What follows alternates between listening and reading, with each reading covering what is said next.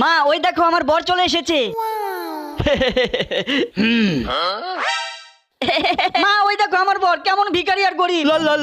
High, আমি এসে গেছি। মা আমি এই গরিব ভিখারিকে বিয়ে করব না। হ্যাঁ মা তুমি এক কাজ করো, তুমি তোমার সৎ মেয়েটিকে ওই গরিব ছেলেটির সঙ্গে বিয়ে দিয়ে দাও, আর ওই বড়লোক ছেলেটির সঙ্গে আমার সঙ্গে বিয়ে দাও।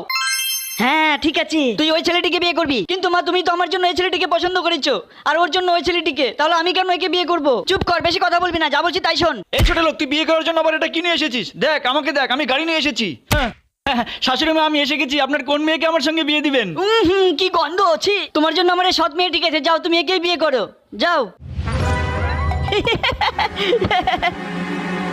যা মা, তোরা ভালো থাকিস। বউ এই দেখো, এটা আমাদের বাড়ি, এখন থেকে তুমি এখানেই থাকবে। কি এই বাড়িতে আমি থাকবো? এত নোংরা ছোট বাড়ি, আমি তোমার সঙ্গে থাকবো না, আমি এখান থেকে চলে যাচ্ছি। বেবি এই তো আমরা পৌঁছে গেছি। এখানে যে বিল্ডিং দেখতে পাচ্ছ, এখানে তুমি থাকবে, এটাই আমাদের বাড়ি। এত বড় বাড়ি, তাহলে তুমি ভিখারির মতো কেন থাকো? কে বলেছে আমি ভিখারি? এটা আমার আসল রূপ। হ্যাঁ?